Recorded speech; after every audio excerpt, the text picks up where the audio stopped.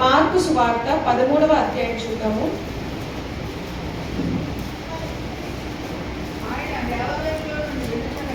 ఆయన దేవాలయంలో నుంచి వెళ్ళుచుండగా ఆయన శిష్యులలో ఒకడు, బోధకుడా, ఈ రాక ఏమిటో, ఈ కట్టడములను ఎలాంటివో చూడమని ఆయనతో అనెను. అందుకు యేసు 13:32 ఆ దినమును గూర్చి ఆ గడియను గూర్చి తండ్రి తప్ప ఏ మనుషుడైనను పరలోకమందలి దూతలైనను కుమారుడైన ఎరుగరు. చాలండి. అయితే ఎవరికి తెలుసు ఎప్పుడు వస్తాడనేది? ఎవరికి తెలుసు అండి? యేసుప్రభు గారికి తెలుసా? పరిశుద్ధాత్మ గారికి తెలుసా? దూతలు ఎవరికైనా తెలుసా? సమాధానం చెప్పట్లేదు. ఎవరికి తెలుసు? తండ్రికి మాత్రమే తెలుసు. ఇప్పుడు ఎవరైనా వచ్చి రెండవ రాకడ ఎప్పుడు జరుగుతుందో నాకు తెలుసు అని అంటే వారు అబద్ధం చెప్తున్నట్టు, లేదా వారు దేవుణ్ణి అబద్ధకుడిగా ప్రెజెంట్ చేస్తున్నట్టు. సో వారి మాటలు మనం నమ్మొద్దు. ఎందుకంటే కేవలము తండ్రికి మాత్రమే తెలుసు. తండ్రి యేసును వెళ్ళు అని అంటేనే వస్తాడు. ఎందుకంటే తండ్రికి మాత్రమే తెలుసు కదా. అపోస్తుల కార్యం చూద్దాము. 1వ అధ్యాయము 7వ వచనం చూద్దాం. కాలములను సమయములను తండ్రి తన స్వాధీనమందుంచుకొని ఉన్నాడు. వాటి తెలుసుకొనుట మీ పని కాదు. ఓకే అండి. అంటే మనకి ఇప్పుడు అవసరం లేదు ఎప్పుడు వస్తాడు, ఎలా వస్తాడు అనేది మనము దాని మీద కాన్సన్ట్రేట్ చేయొద్దు. మనం ఏం చేయాలి? మనం రెడీగా ఉండాలి, సిద్ధంగా ఉండాలి, మన పనిలో మనము బిజీగా ఉండాలని ఇక్కడ చెప్తున్నారు. అయితే ఇప్పుడు ఇంకా రాలేదేంటి? 2000 సంవత్సరాలు అయిపోయింది కదా యేసుప్రభు మొదటి రాకడ నుంచి రెండవ రాకడ, ఇంకా రాలేదు. ఎందుకు లేట్ అవుతుంది అని మనం చూస్తే ఒక వచనం చూద్దాము. 2వ పేతురు చూద్దాము. 3వ అధ్యాయము 8వ వచనం చూద్దాం. ప్రియులారా, ఒక సంగతి మర్చిపోకుడి. ఏమనగా ప్రభు దృష్టికి ఒక దినము 1000 సంవత్సరముల వలెను, 1000 సంవత్సరములు ఒక దినము వలెను ఉన్నవి. కొందరు ఆలస్యం ఎంచుకున్నట్లు ప్రభు తన వాగ్దానం గురించి ఆలస్యం చేయవాడు కాదు, కానీ ఎవడను నశింపవలెనని ఇచ్చయింపగా అందరూ మారు మనసు పొందవలని కోరుచు ఈ ఎడల దీర్ఘశాంతి గలవాడై ఉన్నాడు. అయితే ఎందుకు లేట్ వస్తున్నారంట? అందరూ మారు మనసు పొందాలి. ఎవ్వరు నశించుకోవడం ఆయనకి ఇష్టం లేదు. అంటే ప్రతి ఒక్కరికి ఒక ఛాన్స్ ఇస్తారు. ఒక చిన్న ఉపమానం ద్వారా చూసుకుందాము. ఒక ఇంట్లో ఒక తల్లి, చిన్న పిల్లలు 3 ఉన్నారు. అయితే ఆ 3 పిల్లలకి తల్లి 3 చాక్లెట్స్ తీసుకొస్తే ఆ పిల్లలు అడుగుతున్నారు, అమ్మ ఎప్పుడు ఇస్తాం మా చాక్లెట్లు అంటే తల్లి ఏమందంటే, ఎప్పుడైతే మీ 3 రూమ్స్ క్లీన్ చేసుకుంటారో, సర్దుకుంటారో అప్పుడు నేను మీకు చాక్లెట్స్ ఇస్తాను అని చెప్పింది. అయితే వాళ్ళ 3 వెంటనే వెళ్ళి ఒక్కొక్కరు వాళ్ళ రూమ్ క్లీన్ చేసుకొని స్టార్ట్ చేశారు. పెద్దవాడు వచ్చి మొత్తం క్లీన్ చేసేసుకొని బయటకు వచ్చేసి ఏం చేశాడు? అమ్మ దగ్గరికి వెళ్ళకుండా రెండోవాడి గదిలోకి వెళ్ళాడు. వెళ్ళి మరిద్దరం ఫాస్ట్గా కంప్లీట్ చేసుకొని వెళ్దామని రెండోవాడు కూడా సెకండ్ రూమ్ ఇద్దరు కలిసి సెకండ్ రూమ్ క్లీన్ చేసేసుకున్నారు. క్లీన్ చేసుకొని వాళ్ళిద్దరు కలిసి 3వ రూమ్కి వెళ్ళారు. వాళ్ళు 3 ఆ రూమ్ క్లీన్ చేసుకొని 3 కలిసి బయటకు వచ్చారు. బయటకు వచ్చి చాక్లెట్స్ అడిగారు అమ్మని. అమ్మ ఇస్తుందా కదా? ఇస్తుంది. ఎందుకంటే అమ్మ ఏం చెప్పింది? 3 రూమ్స్ క్లీన్ అయిపోయిన తర్వాత నేను మీకు చాక్లెట్స్ ఇస్తాను అంది. సో అలాగే మనం ఒకరం రక్షింపబడితే సరిపోదు, మనం ఒకరం మారు మనసు పొందితే సరిపోదు. ప్రతి ఒక్కరు, భూమి మీద ఉన్న ప్రతి మనుష్యుడు మారు మనసు పొందాలి, రక్షింపబడాలి అనే వాక్యం ఎరిగి ఉండాలి. అలానే మనకి ఛాన్సెస్ ఇస్తా పోరు కదా. ఎత్తబడే టైంలో అందరూ ఎత్తపడతారో లేదో తెలియదు, కానీ నిజంగా మారు మనసు పొందిన వారు ఎత్తపడతారు. సో అలానే మనకు ఛాన్సెస్ ఇస్తాడులే, ఇంకొకసారి కుదురుతుందిలే అన్ని మనము గ్రాంటెడ్గా తీసుకోకూడదు అంట. అయితే తీర్పు గురించి చూద్దాము. యోహాను రాసిన పత్రిక 4వ అధ్యాయము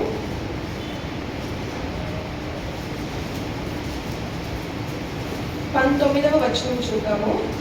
ఆయనే మొదట మనల్ని ప్రేమించిన కనుక 4 19. అప్పుడు అప్పుడు ఆ స్త్రీ, అయ్యా నీవు ప్రవక్త అని గ్రహించుచున్నాను.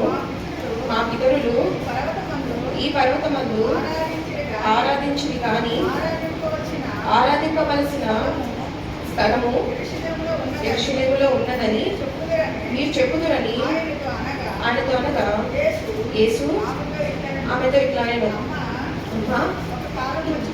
ఒక కాలం వచ్చుచున్నది, ఆ కాలమందు ఈ పర్వతం మీద యెరూషలేములోనైనను మీరు తండ్రిని ఆరాధింపరు. నా మాట నమ్ము. మీరు మీకు తెలియని దానిని ఆరాధించువారు. మేము మాకు తెలిసిన దానిని ఆరాధించువారు. రక్షణ యూదులలో నుండి కలిగించున్నదే ఉంటుంది. అంటే ఇక్కడ మనకి ఎవరైతే యేసుని దేవుని రిజెక్ట్ చేశారో, తిరస్కరించారో వారి గురించి మాట్లాడుతున్నారు. సో వారికి తీర్పు ఎలా ఉంటుందంటే, నిజంగా దేవుడు అంటే అసలు ఇంత కూడా వినని వారిని ఏమన్నా దేవుడు కన్సిడర్ చేస్తాడేమో, కానీ ఎంతో కొంత విని నమ్మకుండా రిజెక్ట్ చేసిన వారికి తగ్గ పనిష్మెంట్స్ వారికి ఉంటాయి. అంటే ఫస్ట్ క్లాస్ లెవెల్లో, 10th క్లాస్కి 10th క్లాస్ లెవెల్లో ఎవరికి ఎంత జ్ఞానం ఉందో ఆ జ్ఞానపరంగా తీర్పు తీర్చబడుతుందని ఇక్కడ తెలియజేస్తున్నారు. ఇంకో వచనం చూద్దాము. 5వ నెక్స్ట్ పేజ్లోనే 5వ అధ్యాయము 24వ వచనం చూద్దాము. నా మాట విని నన్ను పంపిన వాని యందు విశ్వాసం ఉంచువాడు నిత్య జీవము గలవాడు. వాడు తీర్పులోనికి రాక మరణంలో నుండి జీవములోనికి దాటి ఉన్నాడని మీతో నిశ్చయంగా చెప్పుచున్నాడు. ఎవరైతే దేవుణ్ణి యాక్సెప్ట్ చేస్తారో, ఎవరైతే దేవుణ్ణి అంగీకరిస్తారో వాళ్ళు తీర్పులోకి వెళ్తారండి. వెళ్లకుండా నిత్య జీవంలోకి దాటుకొని వెళ్ళిపోతారంట. సో ఎవరైతే రిజెక్ట్ చేస్తారో, ఎవరైతే యాక్సెప్ట్ చేస్తారో దేవుడికి, వారికి డిఫరెంట్గా తీర్పు తీర్చబడుతుంది. ఇక్కడ ఇంకొక ఇంట్రెస్టింగ్ విషయం చెప్తాను. ఎస్ట్రాలాజికల్ ఆర్డర్ అని, అంటే అది నేను తర్జుమా చేయలేదు. ఎస్ట్రాలాజికల్ ఆర్డర్ అంటే అంత్య దినములలో జరగబోయే ఈవెంట్స్ యొక్క క్రమము, దేని తర్వాత ఏది జరుగుతుంది అనేది.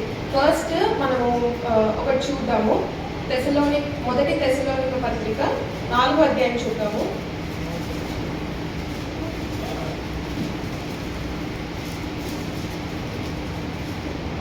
అయితే ఫస్ట్ మనము ఏం చేయాలంట, రిజరెక్షన్ ఆఫ్ క్రైస్ట్, యేసుక్రీస్తు పుట్టి తిరిగి లేచాడు అని మనం మొదటిగా నమ్మాలి. పుట్టి తిరిగి లేచాడు. రెండవది రిటర్న్ ఆఫ్ జీసస్, అంటే తిరిగి వెళ్ళిపోయారు కదా, ఫస్ట్ అక్కడ అయిపోయి వెళ్ళిపోయారు కదా, మళ్ళీ తిరిగి వస్తాడు అని మనము నమ్మాలి. ఎలా నమ్ముతాము అంటే, యేసుక్రీస్తు చనిపోయినప్పుడు ఆయన శిష్యులకి కనిపించారు కదా కొన్ని రోజులు, కొన్నిసార్లు కనిపించారు. వాళ్ళు నమ్మట్లేదని పదే కనిపించారు. అయితే వారితో ఒక మాట అన్నారు, మీరు చూచి నమ్మితిరి కానీ చూడకుండా నమ్మిన వారు ధన్యులు. అంటే మనము చూడకుండా నమ్మిన వారమే కదా, సో మనం ధన్యులము. మూడవది resurrection of dead in Christ. ఇక్కడ ఏం జరుగుతుందంటే, ఎవరైతే చనిపోయారో వారు కొంతమంది దేవుని నమ్ముకొని చనిపోయి ఉంటారు, కొంతమంది దేవుని నమ్ముకోకుండా చనిపోయి ఉంటారు. ఎవరైతే దేవుని నమ్ముకొని చనిపోయారో వారు పునరుత్థానం అవుతారంట. ఏ రోజు? ఎప్పుడైతే రాప్చర్ జరుగుతుంది, ఎప్పుడైతే ఎత్తబడతామో ఆ టైంలో ఇదంతా జరుగుతుంది. అప్పుడు ఏంటంటే, ఆల్రెడీ చనిపోయిన వాళ్ళము డైరెక్ట్గా ఫస్ట్ ప్రభు దగ్గరికి వెళ్ళిపోయి ఆయన వచ్చేటప్పుడు మధ్యాకాశం వరకు అందరూ వస్తామంట. అందరూ వచ్చినప్పుడు ఏదైతే కరెక్ట్ టైం ఉందో ఆ టైంకి ఎవరు ఎక్కడ పాత పెట్టబడ్డారో ఆ ప్లేసెస్కి వెళ్ళిపోతారు వాళ్ళ ఆత్మ అంతా. అయితే ఫస్ట్ వారు లేవనెత్తబడతారంట, resurrection of dead in Christ. తర్వాత rapture of those who believe in Christ. తర్వాత ఎవరైతే దేవుని నమ్ముకుంటారో మనం బతికే ఉన్నాము.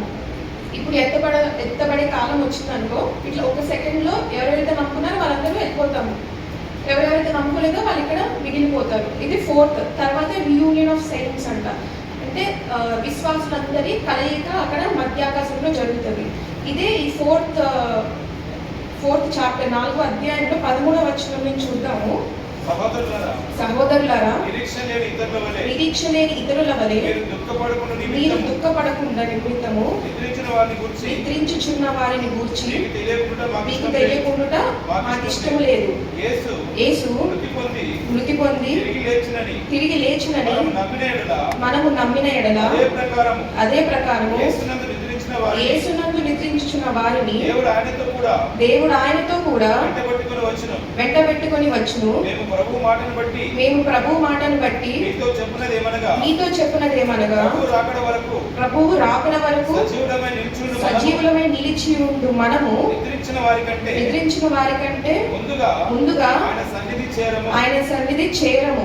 ఆర్భాటముతోను ప్రధాన దూత శబ్దములతోను దేవుని బూరతోను పరలోకము నుండి ప్రభు దిగివచ్చును. క్రీస్తునందుండి మృతులైన వారు మొదట లేతురు. ఆ మీదట సజీవులమై నిలిచి ఉండు మనము వారితో కూడా ఏకముగా ప్రభువుని ఎదుర్కొనుటకు ఆకాశ మండలమునకు మేఘముల మీద కొనిపోబడుదుము. కాగా మనము సదాకాలము ప్రభువుతో కూడా ఉండుము. కాబట్టి మీరు ఈ మాటల చేత ఆదరించుకోండి కదండి. కరెక్ట్ గా ఎంత డీటెయిల్ గా ఎక్స్ప్లెయిన్ చేశారు. ముందు వారు లేస్తారు, తర్వాత మనం వెళ్తాము, అక్కడ అందరి కలయిక జరుగుతుంది. ఇదంతా ఇప్పుడు ఎత్తబడే టైంలో ఇదంతా మనకి జరుగుతుంది. అయితే అంత్యదినాలు అంటున్నాం కదా. ఈ టైం పీరియడ్ ఏంటి? మొదటి రాకడ నుంచి రెండవ రాకడ వరకు, యేసు రాకడ వరకు ఆ టైం పీరియడ్ ని మనము అంత్యదినాలు అంటాము. అయితే దేవుడు లిస్ట్ లో కొన్ని ఉన్నాయి. ఫస్ట్ ఏంటి? ఇన్కార్నేషన్. దేవుని రూపం నుంచి నరుని రూపంలోకి రూపింపబడ్డాడు. అది ఫస్ట్ ఇన్కార్నేషన్. తర్వాత క్రూసిఫిక్షన్, మన కొరకై మన పాపముల కొరకై శిలువపై బలియాగం అయ్యాడు. అది క్రూసిఫిక్షన్. మూడోది రిజరెక్షన్. ఏంటి? చనిపోయి తిరిగి లేచాడు. తర్వాత ఆరోహణం అయ్యాడు, అసెండింగ్. నాలుగోది ఆరోహణం అయ్యాడు. తర్వాత పెంటెకోస్ట్ అంటే పరిశుద్ధాత్ముని సంఘంలోకి ప్రవేశపెట్టాడు ఆకాశం నుండి. తర్వాత ఆరోది రిటర్న్, తిరిగి రావడం. ఇది ఒక్కటే మిగిలింది. ఇప్పుడు ఆ 5 జరిగిపోయింది. అప్పుడు మొదటి రాకడ టైంలో ఇది మొత్తం జరిగిపోయింది. మిగిలింది ఏంటి? తిరిగి రావడం. 2వ పేతురు చూద్దాము, 3వ అధ్యాయము 3-4 వచనాలు చూద్దాం. అంత్య దినములలో అపహాసకులు అపహసించుచు వచ్చి తమ స్వకీయ దురాశల చొప్పున నడుచుకొనుచు ఆయన రాకడను గూర్చిన వాగ్దానం ఏమాయను? పితరులు నిద్రించినది మొదలుకొని సమస్తమును సృష్టి ఆరంభం ఉన్నట్టే నిలిచి ఉన్నదే అని చెప్పుదురని మొదట మీరు తెలుసుకోవలను. మాకర్స్, అపహసించువారు. నెక్స్ట్ చూద్దాము. ఇది ఒక ఇంట్రెస్టింగ్ విషయం నేను తెలుసుకున్నాను. డిగ్నిటీ ఆఫ్ డెత్ అంటారు. అయితే పౌలు భక్తుడు ఏమన్నాడు? బ్రతుకుట క్రీస్తే, చావైతే. అయితే ఇప్పుడు మనం లైఫ్ ఆఫ్టర్ డెత్. అయితే ఒక 1956లో ఒక కార్డియాలజిస్ట్ ఉండేవాడు, ఒక హార్ట్ సర్జన్, గుండె జబ్బుకి డాక్టర్. ఆయన ఏం చేశారు? ఒక పేషెంట్ రాగానే ఆ పేషెంట్ చెక్ చేసిన టైంలో ఆ పేషెంట్ చనిపోయాడు. సో ఒక 6 minutes వరకు ఆ పేషెంట్ చనిపోతే నాడి కొట్టుకోవట్లేదు, ఆక్సిజన్ వెళ్ళట్లేదు. సో ఈయన ఏం చేశాడు? ఆర్టిఫిషియల్ ఆక్సిజన్ ఇచ్చి షాక్ ఇస్తాడు, అవన్నీ చేసి 6 minutes తర్వాత మనిషిని బతికించాడు. కొన్ని రోజులు అయిపోయి ఆ మనిషి ఓకే అయినప్పుడు ఈయన వెళ్ళి అడిగాడంట ఆ మనిషిని, నీకు తెలుసు, నాకు తెలుసు, నువ్వు 6 minutes ఈ భూమి మీద లేవు, ఈ శరీరంలో లేవు, నీకేమైనా గుర్తుందా? 6 minutes ఎక్కడున్నావు, ఏం చేసావు అని అడిగాడంట. ఆ మనిషి ఏదో చెప్తుంటే ఈయనకి అర్థం కాలేదు, చాలా వింతగా ఉంది, ఏంటో అనుకుంటున్నాడు. కానీ ఏదో ఉంది అని ఒక డౌట్ వచ్చింది. ఆయన ఏం చేశాడు? వాళ్ళకున్న ఆ కార్డియాలజిస్ట్ ఫ్రెండ్స్ గ్రూప్లో ఏమని అడిగాడంటే, ఇలాంటి పేషెంట్స్ మీకు వస్తారు కదా, ఇట్లా చనిపోయి కొన్ని సెకండ్స్లో కొన్ని మినిట్స్లో తిరిగి లేచి వచ్చేవారు, వాళ్ళందరినీ మీరు అడగండి, ఆ టైంలో ఏమైనా జరిగిందా, ఏమైనా కొత్త విషయాలు మీరు తెలుసుకుంటున్నారా అని అడిగితే 6 months తర్వాత చాలా కేసెస్ వచ్చాయి. అయితే అందులో కొంతమంది ఒక 10-15 మంది చెప్పారంట, ఏమైంది, ఇప్పుడు నేను చనిపోయిన వెంటనే నాకు ఫస్ట్ బాడీ బాగా కుదిరించినట్టు ఉంది, కుదిరించిన వెంటనే నా ఆత్మ బయటకు వచ్చేసింది, నాకేం అర్థం కాలేదు, అందరూ నా బాడీని ఏదో చేస్తున్నారు, నాకైతే నేను ఫీల్ అవ్వలేకపోతున్నాను, నాకు తెలియట్లేదు.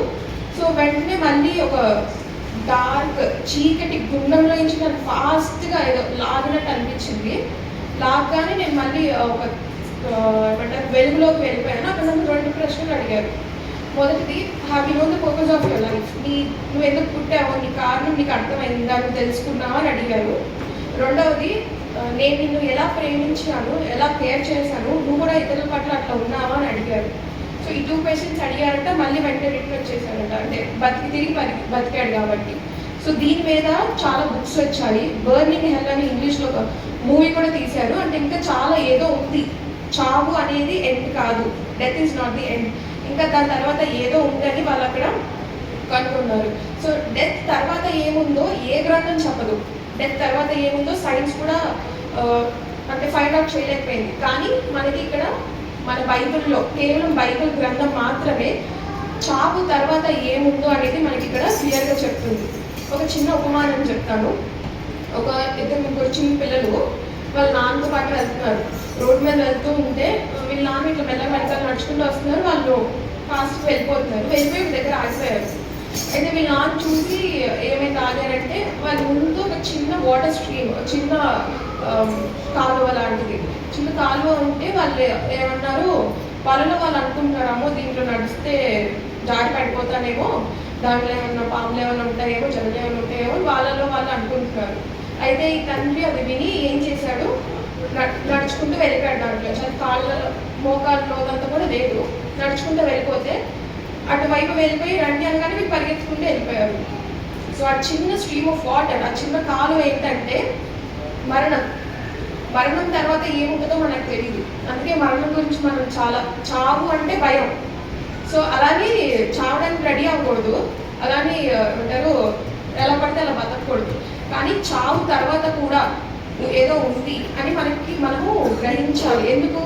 యేసుక్రీస్తు చావుని అంటుకొని వచ్చాడు, మరణం దగ్గరికి వెళ్ళి మరణాన్ని అంటుకొని తిరిగి వచ్చాడు.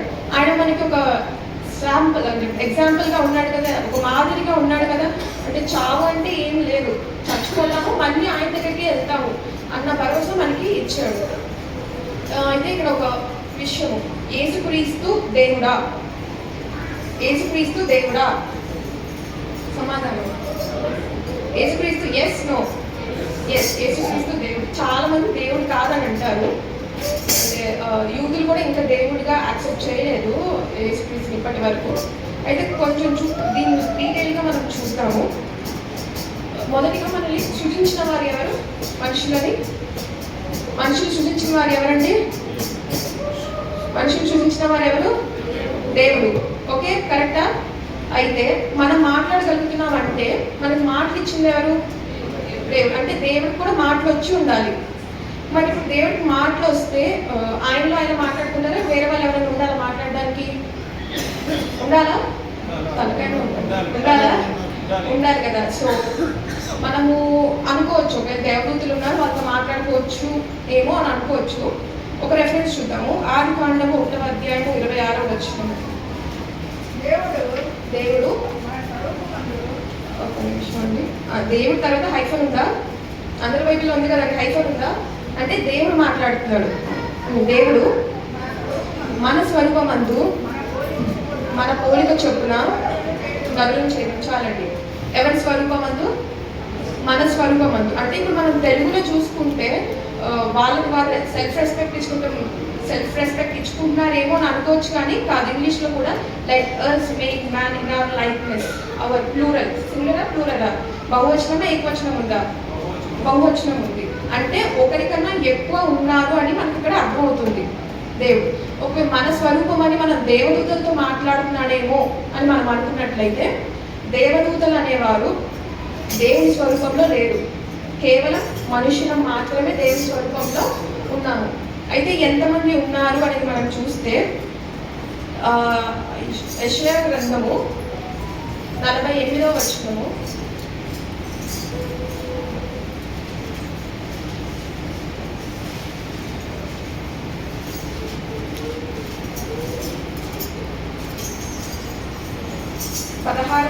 చూద్దాము. ఆది నుండి నేను రహస్యంగా మాట్లాడిన వాడును కాను. అది పుట్టిన కాలము మొదలుకొని నేను అక్కడున్న వాడను. ఇప్పుడు ప్రభువుకు యెహోవా ఆయన ఆత్మను నన్ను పంపాను. ఇప్పుడు ప్రభువుకు యెహోవా ఒకటి, ఆయన ఆత్మ 2, నన్ను 3 పంపెను. ప్రభువు ఒక యెహోవా, ఆయన ఆత్మ నన్ను పంపెను. ఎంతమంది ఉన్నారంట? 3. ఇక్కడ మనకి కాన్సెప్ట్ ఆఫ్ ట్రినిటీ వస్తుంది, త్రిత్వత్వం అనే. బైబుల్లో ఆ వర్డ్ లేదు కానీ దానికి రిలేటెడ్ కాన్సెప్ట్స్ అనేవి మనకి చాలా వస్తాయి. న్యూ టెస్ట్మెంట్లో కూడా ఒకసారి వాక్యం చూద్దాము. మత్తయి సువార్త 3వ అధ్యాయము 16వ వచనం చూద్దాము. యేసు బాప్తిజం పొందిన వెంటనే నీళ్ళలో నుండి ఒడ్డునకు వచ్చెను. ఇదిగో ఆకాశము తెరవబడెను, దేవుని ఆత్మ పావురం వలె దిగి తన మీదకి వచ్చుట చూచెను. మరియు ఇదిగో ఈయనే నా ప్రియకుమారుడు, ఈయన యందు నేను ఆనందించుచున్నా. ఒక శబ్దము ఆకాశం నుండి వచ్చాను. ఓకే, యేసు ప్రభు అని ఉన్నారు ఇక్కడ. పరిశుద్ధాత్ముడు పావురం రూపంలో ఉన్నారా? 3వది ఆకాశం తెరవబడి శబ్దం వచ్చింది. ఎంతమంది ఉన్నారు ఇక్కడ? 3. మనకి ఎంతమంది దేవుళ్ళు? ఒక్కరు. అలాగే మన 3 క్రమపడకూడదు, ఒక్కడే దేవుడు. అయితే ఈ 3 సమానమా కాదా? 3 సమానమే. కీర్తనలు 110వ అధ్యాయము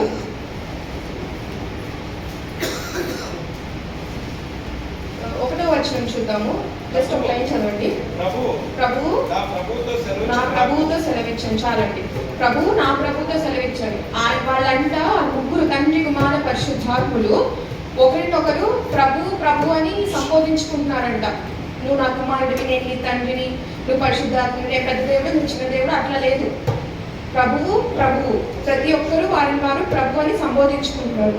ఇంకో వచనం చూద్దాము. యెషయా గ్రంథం 44వ వచనము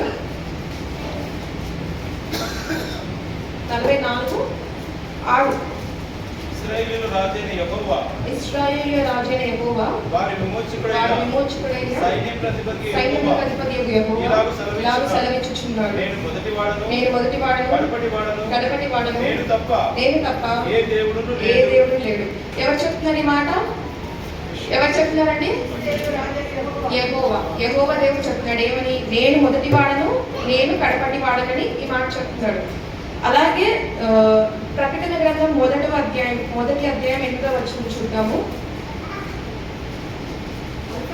అల్ఫయు ఒమేగాయు నేనే, వర్తమాన భూత భవిష్యత్తు కాలములలో ఉండువాడను నేనే అని సర్వాధికారియు దేవునగు ప్రభువు సెలవిచ్చుచున్నాడు. ఇక్కడ ఎవరు మాట్లాడుతున్నారు? యేసు ప్రభు. అక్కడ ఎవరు మాట్లాడారు?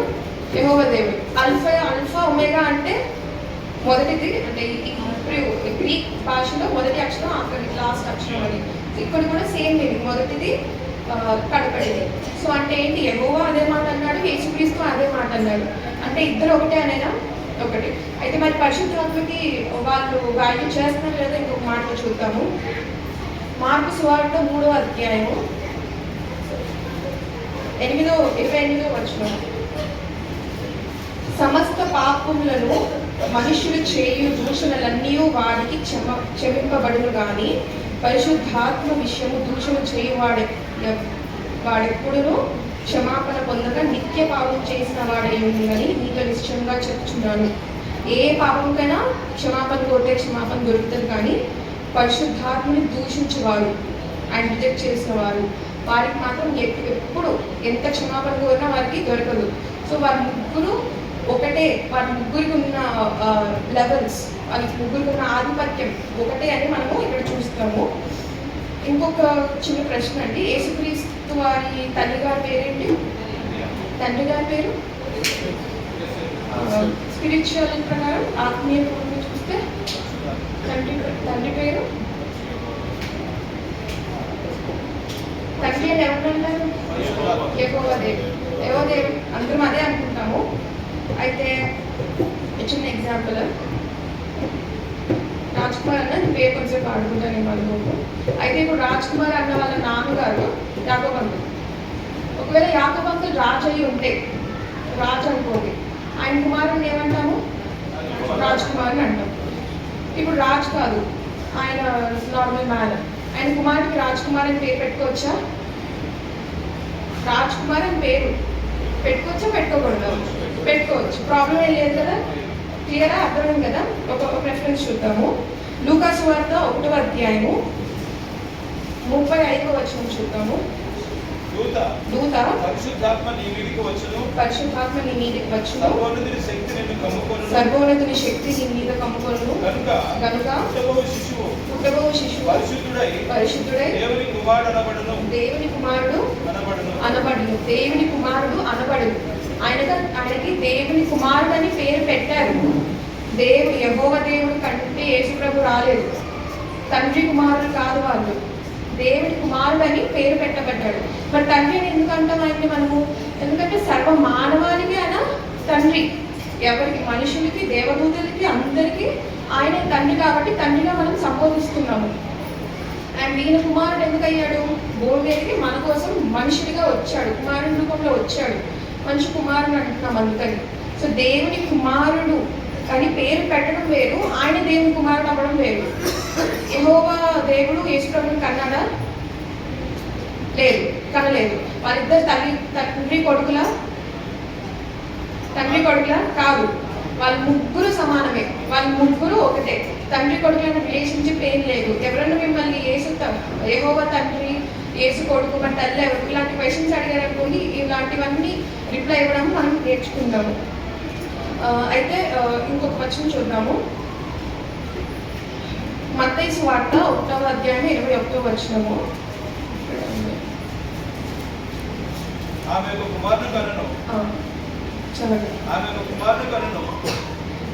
తన ప్రజలను వారి పాపముల నుండి ఆయనే రక్షించును కనుక ఆయనకు యేసు అని పేరు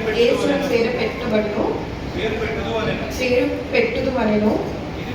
ఇదిగో కన్యక గర్భవతి అయి కుమారుని కనును, ఆయనకు ఇమ్మానుయేలు అని పేరు పెట్టుదురు అని ప్రభు పలికిన మాట నెరవేరినట్టు ఇదంతా జరిగింది. ఈయనకి ఇక్కడ పేరు ఏం పెట్టారు? యేసు. యేసు అంటే ఇమ్మానుయేలు. మరి యేసు అనే పదము, అనే పేరు పాత నిబంధనలో ఉందా ఎక్కడన్నా? లేదు. ఇంకో వచనం చూద్దాము. యెషయా గ్రంథము 7వ అధ్యాయము 14వ వచనము.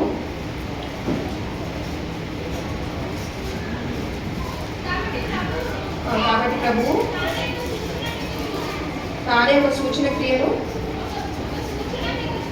ఒక సూచన మీకు చూపును, ఆలకించుడి, కన్యక గర్భవతి అయి కుమారుని కని అతనికి ఇమ్మానుయేలు పేరు పెట్టాడు. ఓకే, ఇమ్మానుయేలు అని పదం కొత్త గ్రంథంలో ఉందా?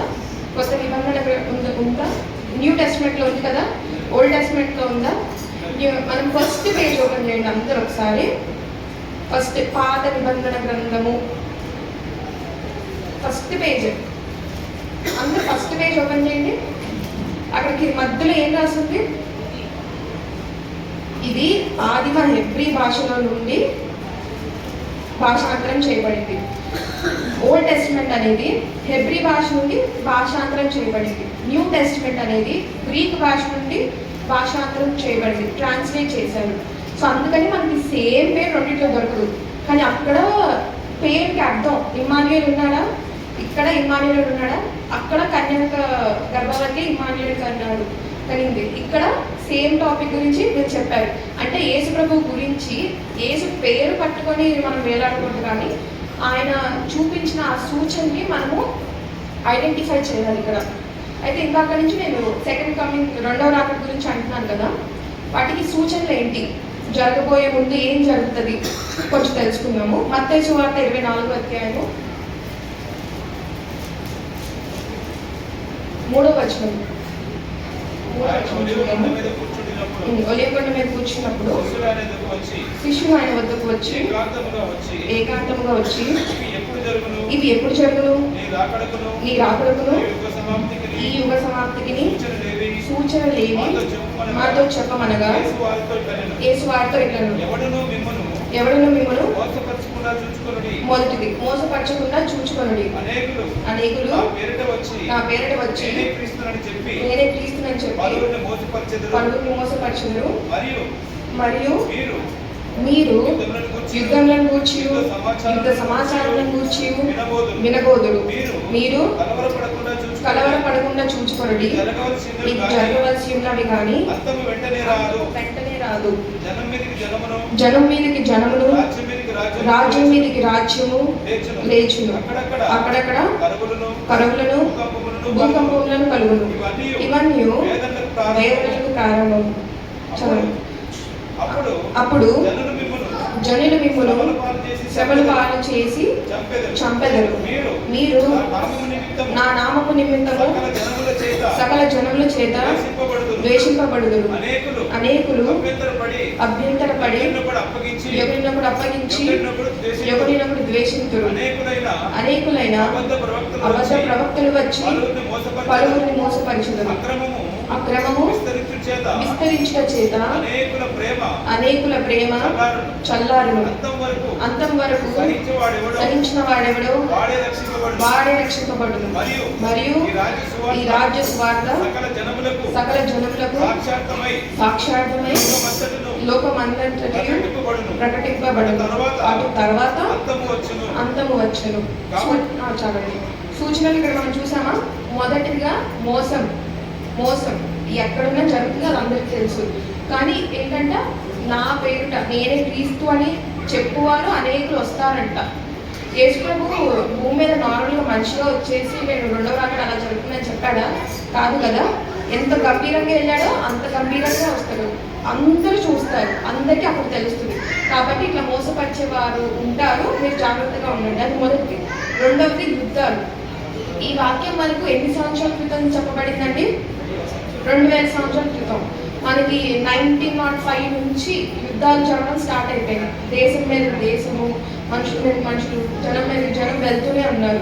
సో యుద్ధాల గురించి చెప్పాడు. మూడవది ప్రకృతి వైపరీత్యాలు, కరువులు, భూకంపాలు, ఇలాంటివి ఎన్నో వస్తాయి. ఇదంతా ఎప్పుడు ఆయన రాకడా ముందు ఇదంతా జరుగుతుందని. నాలుగవది మిమ్మల్ని ద్వేషిస్తారు. మీరు నా నామం పట్ల నా ఎంత మీరు ఉంటే మీరు ద్వేషింపబడతారు, మీరు చంపివేయబడతారు, మీరు కొట్టబడతారు, తండ్రి కొడుకు తండ్రిని అప్పగింపబడతారని కూడా ఉంది. సో ఇలాంటివన్నీ మీకు జరుగుతాయి. కానీ ఆఖరి వరకు ఎవరు స్థిరంగా ఉంటారో వారే నిజంగా రక్షింపబడతారు.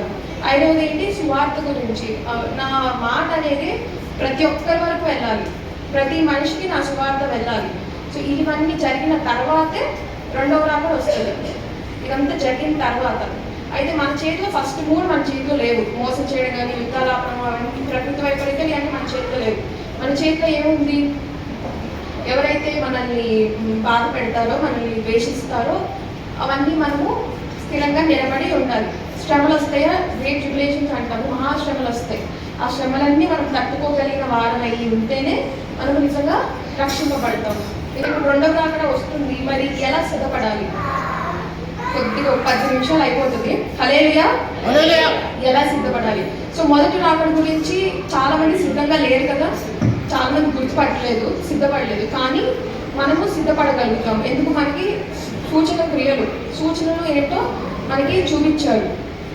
మనము ఒక ఎగ్జాంపుల్ తీసుకోవచ్చు. 10 మంది వర్జిన్స్, 10 మంది కన్యకలు. సో కన్యకలు ఉన్నారు. దాంట్లో 5 ఫూలిష్, 5 తెలివైన వారు, తెలియలేని వారు. సో అక్కడ ఏం జరిగింది? అందరికీ తెలుసు రెండవ రాకడ వస్తుంది, పెళ్లి కుమారుడు వస్తాడని అందరికీ తెలుసా? అందరికీ తెలుసు. కానీ 5 సిద్ధపడి ఉన్నారు, 5 సిద్ధపడలేదు. 1వ యోహాను చూద్దాము. మొదటి యోహాను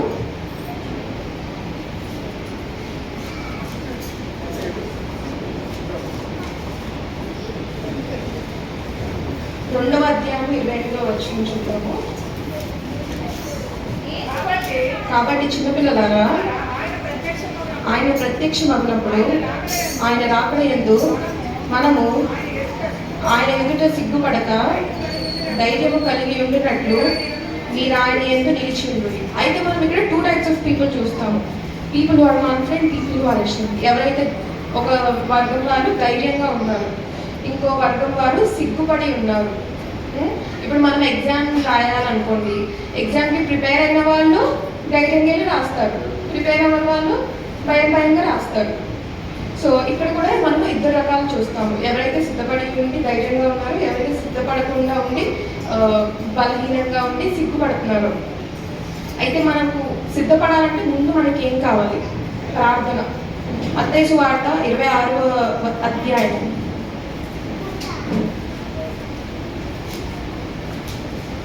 26వ అధ్యాయము 41వ వచనము. మీరు శోధనలో ప్రవేశించుకున్నట్లు మెలకువగా ఉండి ప్రార్థన చేయండి. ఆత్మ సిద్ధమే కానీ శరీరము బలహీనమని పేతురుతో చెప్పి. సో చాలండి. శోధనలో పడకుండా మీరు మెలకువగా ఉండి ప్రార్థన చేయాలంట. మనం రోజు లేచి పొద్దుంచి సాయంత్రం వరకు మన ప్రార్థన ఎలా ఉంటే, దేవా నన్ను కాపాడు, నా కుటుంబాన్ని కాపాడు, నాకు ఈ శ్రమలు ఉన్నాయి, నాకు ఈ అప్పులు ఉన్నాయి, వీటి నుంచి తొలగించు, నన్ను దీవించు, వాళ్ళని దీవించు, వీళ్ళని దీవించు, ఏ సునామంలో అడుగుతున్నాము. ఆమేన్. ఇదే అంటారు మన ప్రార్థన అంతా. మరి ఇలా మనం ప్రార్థన చేస్తే మనము సిద్ధపడిన వారమై ఎలా ఉంటాము? రెండవ రాత్రికి మనం ఎలా సిద్ధపడతాము? మనం ఇలా ప్రార్థన చేసుకుంటూ ఉంటే ఎత్తబడిన టైంలో మనం ఎత్తబడుగుతామా? ఆజ్ఞ అతిక్రమము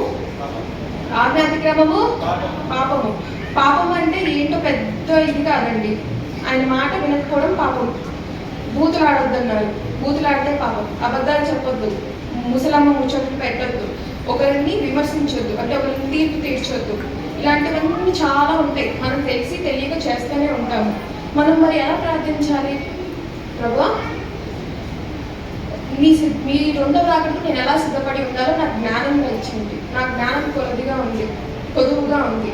సో నా జ్ఞానం దయచేయండి.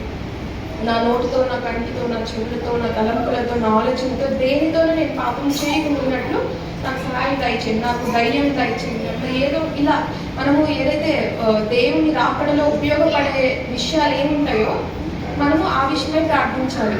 మనం ఎంత కష్టపడి మనం ఇల్లు కొనుక్కుంటున్నాము, ఉద్యోగాలు చేస్తున్నాము, మరి రెండవ రాకడ ఎత్తబడిన టైంలో ఇవన్నీ మనతో పాటు లేస్తాయా? మనం వేస్తాము, అవన్నీ వేస్తాయా? మనమే వేస్తాం. కట్టుకున్న బట్టలు కూడా వస్తాయో రావు మనకు తెలియదు, మనమే వేస్తాము. మరి దేనికి ఇంత శ్రమ? దేనికి మనం ఎంతో ఏమంటారు, చాలా మంది అసలు మనుషులు ఎంతో పెట్టుకొని అసలు దేవుని దగ్గరికి వచ్చి దేవా అంటే దేవుడు ఎలా తీసుకుంటాడు రెండవ రాకడలో మనల్ని? సో మొదటిగా మనము ప్రార్థన గురించి. రెండవది అలర్ట్గా ఉండడము. మత్తయి సువార్త 24వ అధ్యాయము 44వ వచనము. మీరు అనుకున్న గడియలో మనుష్య కుమారుడు వచ్చును కనుకనే మీరు సిద్ధంగా ఉండండి. అనుకున్న గడియలో తెలుసు కదా, ఎవరికి తెలియదు ఎప్పుడు వస్తారు. ఎవరికి తెలుసు అంట? ఇందాక చెప్పండి. ఎవరికి తెలుసు? తండ్రికి మాత్రమే తెలుసు ఎలా వస్తాడో. సో ఎవరికి తెలియదు. కానీ మనం ఏం చేయాలి? సిద్ధముగా ఉండాలి, సిద్ధపడి ఉండాలి. ఎలాగైతే 5 కన్యకులు సిద్ధపడి ఉన్నారో వాళ్ళని తీసుకెళ్ళారు.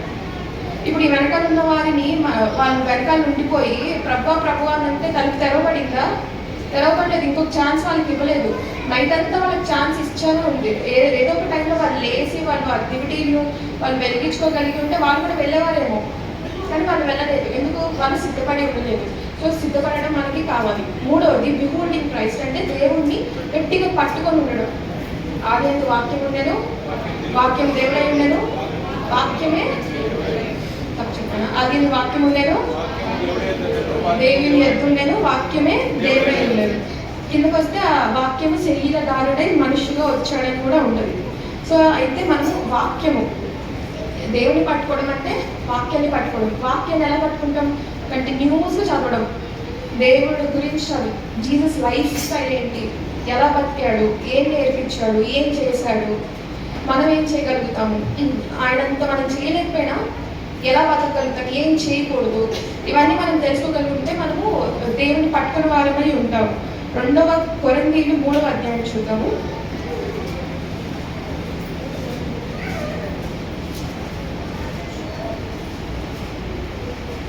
18వ వచనము. మనందరము ముసుగు లేని ముఖముతో ప్రభువు యొక్క మహిమను అర్థము అనే ప్రతిఫలింప చేయించు, మహిమ నుండి అధిక మహిమ పొందుచు ప్రభువు ఆత్మ చేత ఆ పోలికగానే మార్చబడుచున్నాము. ముసుగు లేని ముఖముతో అంటే ఏ కల్మషం లేకుండా మనము దేవుని హత్తుకోగలిగి ఉంటే మనము ఆయన రాకడ కొరకు సిద్ధపడిన వారమై ఉంటామని ఇక్కడ చెప్తుంది.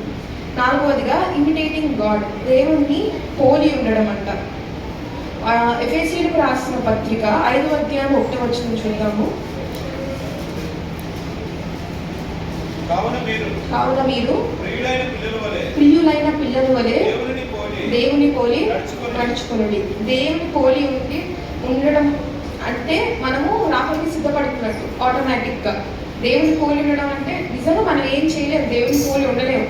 కానీ ఆయన చిన్న చిన్న విషయాలు ఆయన చెప్పాడు కదా, చిన్న పాపాలు ఏంటి, అబద్ధాలు చెప్పొద్దు, దొంగతనం చేయొద్దు, వ్యభిచరించొద్దు, ఇలాంటివన్నీ చెప్పాడు. ఇవన్నీ మనం ఫాలో అయితే దేవుని పోలి ఉండడంలో కొంతైనా మనము అచీవ్ చేసిన వారమై ఉంటాము. మత్తయి సువార్త 7వ అధ్యాయం 1వ వచనం చూద్దాము. మీరు తీర్పు తీర్చకుడి, అప్పుడు మిమ్మల్ని కూర్చిన తీర్పు తీర్చబడదు. ఓకే, చాలండి. అంటే మనం ఏం చేయకూడదు, తీర్పు తీర్చొద్దు. తీర్పు అంటే పెద్ద విషయం కాదండి. ఒకరిని చూసి వాళ్ళు ఇలా ఉన్నారు అని అనుకోవడం కూడా తీర్పు తీర్చడమే. వీరేంటి ఇలా చేస్తున్నారు, మనకు అనవసరం అదంతా. మనం తీర్పు తీర్చే వారిగా ఉంటే మనం కూడా తీర్పు తీర్చబడతాం. అదొకటి మనం జ్ఞాపకం చేసుకోవాలి. అలాగే 5వది మెమరైజింగ్ స్క్రిప్చర్స్, వాక్యాన్ని మనము బై హార్ట్ చేయాలి, గుర్తుపెట్టుకోవాలి. కీర్తనలు 17వ అధ్యాయం 4వ వచనం చూద్దాము.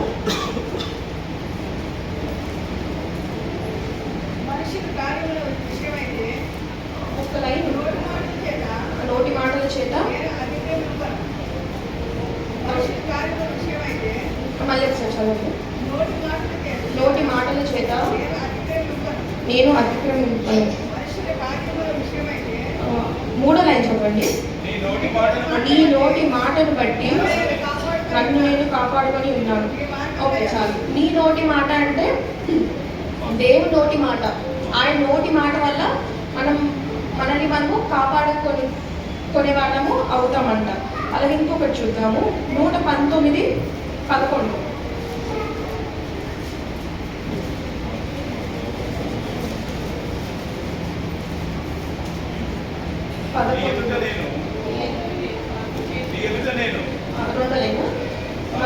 నా హృదయంలో నీ వాక్యం ఉంచుకొని ఉన్నాను. ఇప్పుడు పై చదవండి. నీ ఎదుట నేను పాపం చేయకున్నట్టు. అంటే చాలండి, పాపం చేయకుండా ఉన్నట్లు నా హృదయంలో నీ వాక్యం ఉండాలి. అంటే నా హృదయంలో నీ వాక్యం ఉంటే నేను పాపం చేయను. ఏ నోటితో అయితే మనం దేవా స్తోత్రం, హల్లెలూయా హల్లెలూయా, ఏ నోటితో అయితే మనం దేవా స్తోత్రము, వందనాలు లాంటివన్నీ పలుకుతాము, ఏ నోటైతే మనం వాక్యం పలుకుతాము, ఆ నోటితో మనము బూతులు మాట్లాడచ్చా, ఆ నోటితో మనము ఒకరిని విమర్శించవచ్చా? చేయకూడదు. ఇలాంటివన్నీ మనం చేయకుండా ఉండాలంటే ముందు వాక్యం అనేది మన హృదయంలో ఉండాలి. ఈ చిన్న విమర్శ చాలండి, మనము ఎత్తబడిన వారంలో ఉండకపోవడం, మనం ఇన్వాల్వ్ అవ్వకపోవడం, చిన్న విమర్శ చాలు. కాబట్టి ఎవరిని విమర్శించకూడదు. 6వది కమింగ్ అవుట్ ఆఫ్ వరల్డ్. 2వ కొరింథీయులు చూద్దాము. 6వ అధ్యాయము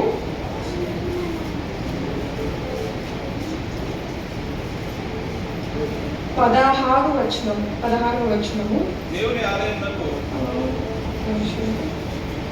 దేవుని ఆలయములకు విగ్రహములతో ఏమి పొందుగా, మనం జీవము గల దేవుని ఆలయమై ఉన్నాము.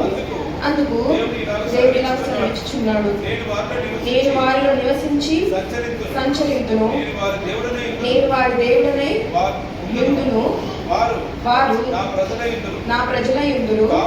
కావున మీరు వారి మధ్య నుండి బయలు వెళ్ళి ప్రత్యేకంగా ఉండడి, అపవిత్రమైన దానిని ముట్టకూడని ప్రభువు చెప్పుచున్నాడు. చాలండి.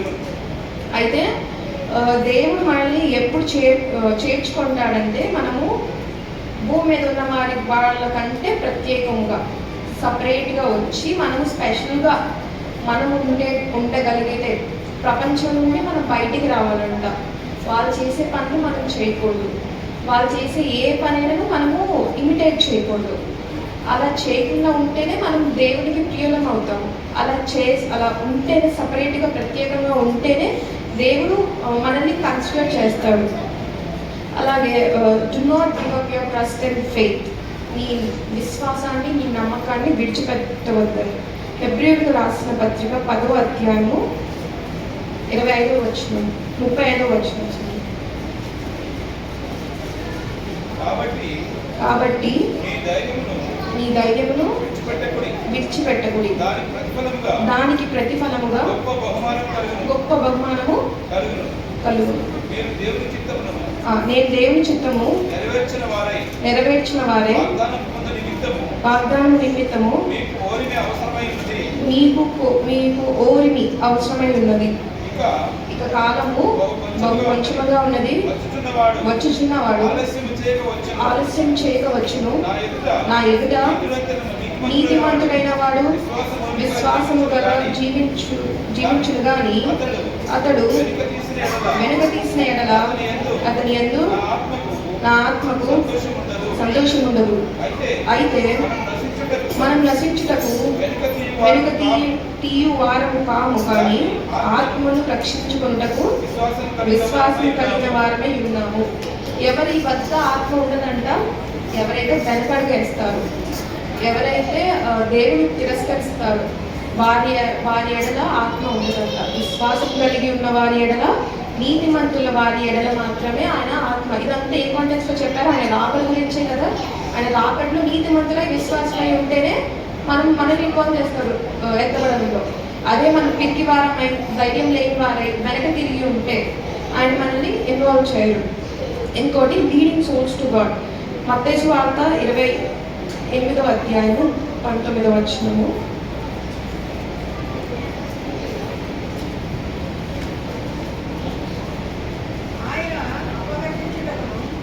ఆయన అపవాదించుటకును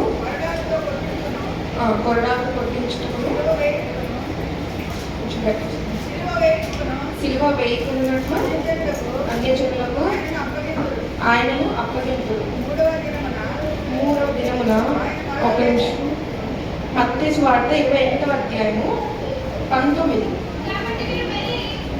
కాబట్టి మీరు వెళ్ళి సమస్త జనులను శిష్యులుగా చేయండి, తండ్రి యొక్కయు కుమారుని యొక్కయు పరిశుద్ధాత్మ యొక్కయు నామములోనికి వారికి బాప్తీసం ఇచ్చిండు. నేను మీకు ఏ సంగతులు ఆజ్ఞాపించి ఉన్నాను వాటన్నిటినీ గైకొన వలెనని వారికి బోధించుడి. ఇదిగో నేను యుగ సమాప్తి వరకు సదాకాలము నీతో కూడా ఉన్నానని వారితో చెప్పాను. అయితే ఏం చేయాలి? సకల జనులకు మనము సువార్తను ప్రకటించాలి. కాబట్టి ఏదైనా ఒక్క విషయం చాలండి, మీరు చేసే ఒక్క థింగ్ అది చాలా డిఫరెన్స్ తీసుకొస్తుంది.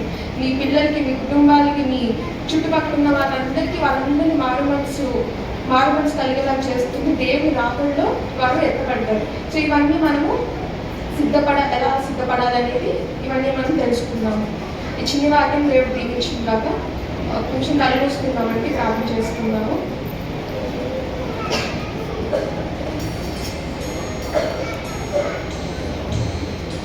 అందరూ తలపరుచుకున్నాం. కాలం బహు కొంచెమేగా నీకై ప్రభు వేచెనుగా, జాగు చేయలేమో నీకోసమే.